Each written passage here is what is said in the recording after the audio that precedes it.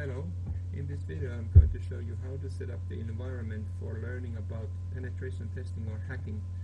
I'm going to use two tools here, basically two virtual machines.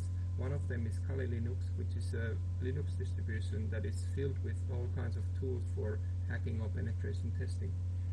So the Kali Linux has about 600 or more tools available, and you can download this Linux from the internet just by going to kali.org and downloads, where you can find an ISO file, 64-bit probably for your operating system, for your virtual machine. ISO and torrent both result in ISO files that you can use to install the Linux. And then another tool that I'm going to use is Metasploitable version 2. That is a virtual machine as well. And this one is also Linux, but it's one that has a lot of vulnerabilities, a lot of security holes that you can try to hack by using Kali Linux. So it's only for training purposes, never use this one in production use. So if you go to the SourceForge page for Metasploitable 2, you can download the version 2 here, unzip it, and then open it in a virtual machine manager. But we start by installing this Kali. So I've already downloaded the ISO file here. And what you need to do is you need to install a virtual machine manager like VirtualBox and create a new virtual machine here. Just call it Kali Linux.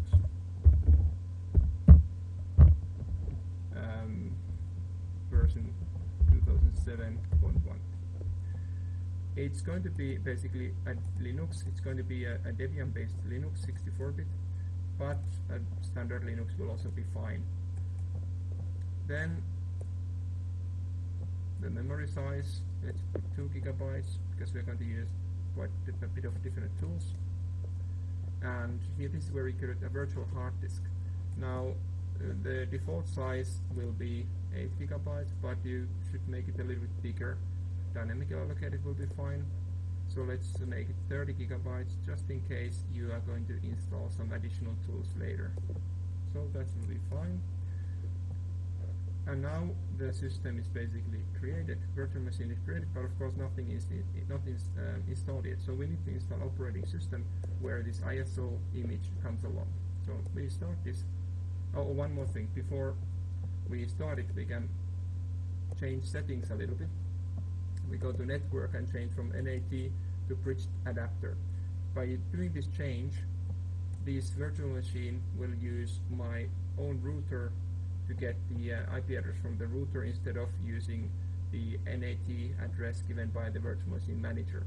So this way my other computers in the same local area network can see this virtual machine using the same IP address series through which they are connected in the router.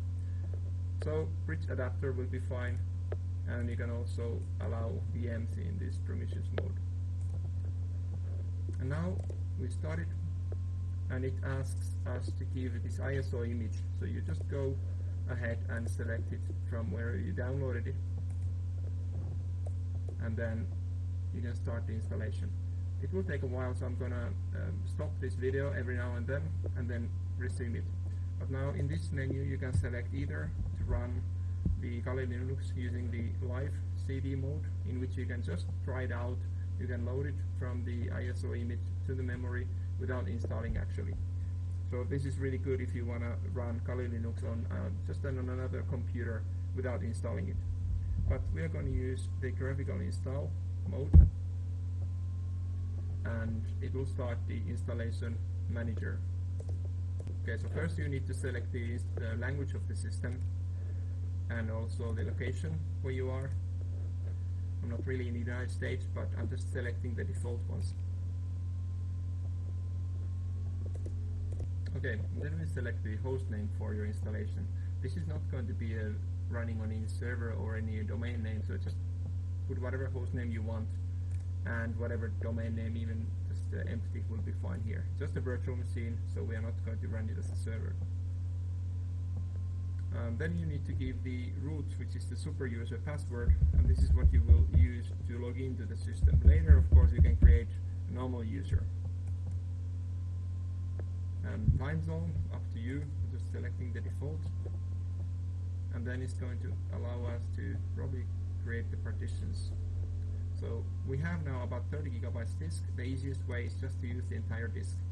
You can use other partition schemes, you can use encryption if you want, but I'm just going to select the first option. That's the easiest one. So this is the virtual hard drive that we created, and we just put all the files in one partition,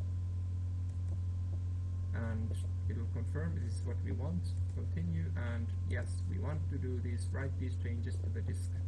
So one root partition and then swap for swap memory. Okay, so after all files have been copied, it will ask you whether to use a network mirror to download some additional files. This is a good idea because you need to get up-to-date files. If you use a proxy, you can enter it here, and then it will just keep on downloading, scanning the mirror and getting the apt package manager files and installing whatever it can. Next, it asks you whether to install the graph bootloader on the master boot record. We have only one operating system on this virtual disk, so yes, it's just fine. And then you select whatever disk you have there, virtual disk, and it's going to complete the installation. Okay, so the installation is complete. You can simply reboot by clicking continue, and then it will boot into the new installation, and you can log in using the root username and the password that you just set. Okay, so now the system has been finished installing, and you can see the login screen. You can use the root username and the password that you wrote earlier, and it will load the graphical user interface of this Kali Linux. So the first thing that we need to do before using any tools is to get the latest files, latest packages with the apt package manager. So what we're going to do here is write apt update, which will get the latest package description files from the repository, and then run apt dist upgrade.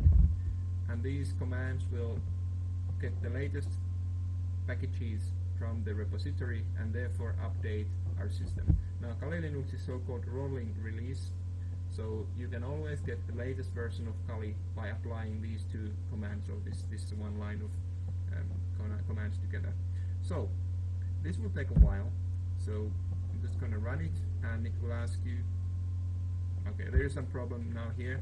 I think I need to reboot and try again, so one moment. Okay, so let's try again. There's probably some previous process that was using that lock.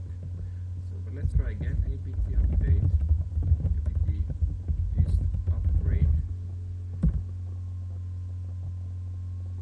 Okay, now there is a problem with finding the mirror. Let's hope that I'm able to download.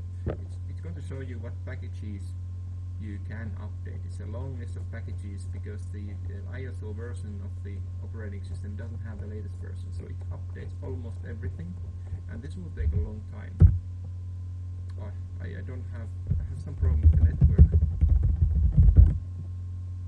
Okay, I don't know what is the problem here, but let me just figure it out. This is a local problem. I think you don't have the same problem, so just for me. One moment. Okay, it turned out that I just had to wait a little bit for the virtual machine to connect to the network. But now it should be fine. Let's see. Sorry, dist upgrade for the distribution upgrade. So now the server was found, and I should be able to download those. Okay, so now it started downloading. This will take a while. So in the meanwhile, I'm going to install the Metasploitable, which is the virtual machine that is full of vulnerabilities and security holes that we can use as a target machine for our attacks. So basically this Kali Linux will be used as the attacker's machine, and the Metasploitable will be the target. So we'll make another virtual machine here, and this is not going to be ISO file, so if you downloaded the Metasploitable that I showed you in the beginning of this video, and unzip it, you see something like this. Important file is this VMDK, which is a virtual hard drive that you can then attach to a virtual machine. So it's already installed, you just need to attach a virtual hard drive to your virtual machine. So let's create a new one, a new VirtualBox machine, call it Metasploitable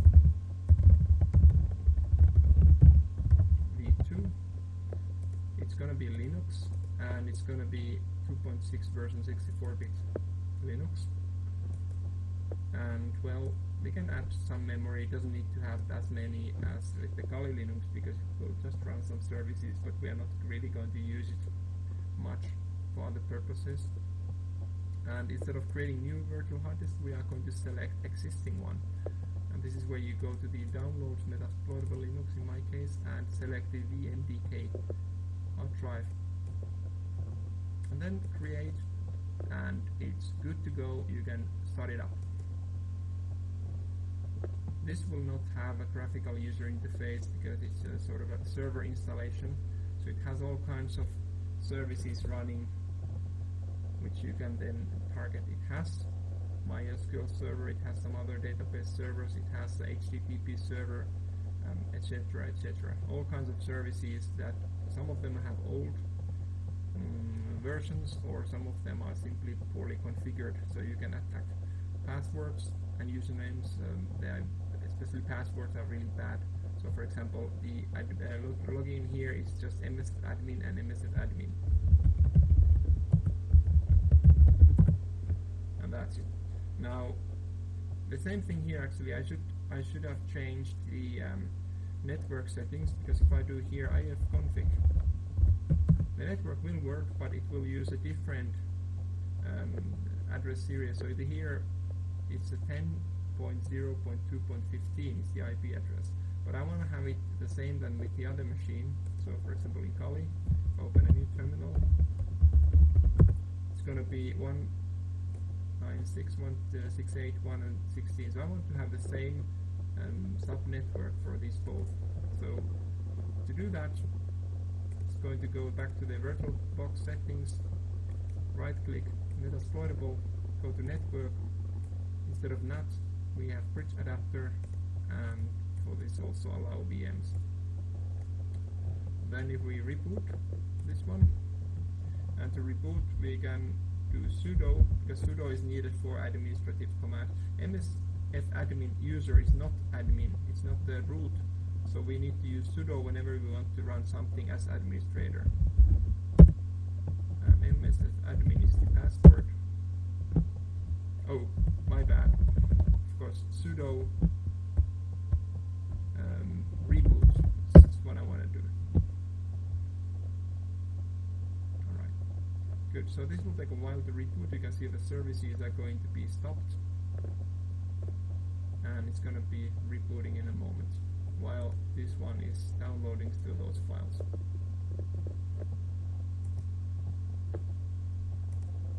Okay, rebooting completed. We can log in again. And now if we see the ifconfig, you can see that the address has changed to 192.168.1 and 17. So these two machines will be able to connect. Now, please remember this IP address, because this will be the target. So when you want to attack the machine, you need to know the IP address. So I need to remember this, and then later when the Kali is finished, I can start scanning, I can start exploiting the machine. But that's going to be in the next one of the next videos.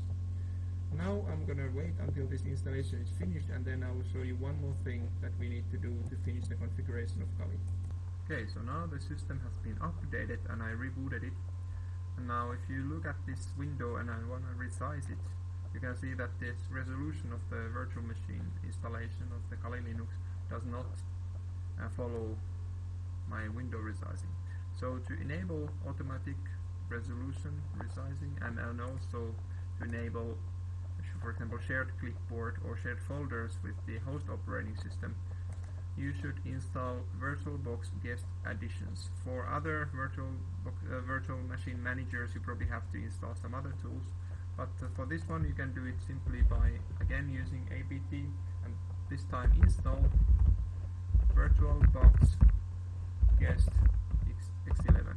Now it's very important that you have the latest updated software and you reboot it so that you are using the latest kernel, otherwise this will not probably work very well. So after updating and rebooting, you can install this VirtualBox guest x11 additions, and it's gonna update, install that one with some other software. You can see that, for example, it's installing also Linux headers. So So it's gonna use these headers to add new modules to the kernel so that it can be used by this VirtualBox guest additions package. It will take a while, so I'm gonna pause it again. Okay, so the guest additions have been installed and I rebooted the computer, the virtual machine. So you can see that if I now resize the window, the resolution is also following. So this is now much more handier. I can set whatever resolution I want. And I can also, as I said, use, for example, shared clipboard between host and the guest using bidirectional, directional, or share folder between the systems. So this is how you set up Kali Linux, Metasploitable, and now that we have these two systems up and running, in the next videos I'm going to show you how to use various tools in Kali Linux, mostly Metasploit framework, to attack this Metasploitable machine. Thanks for watching.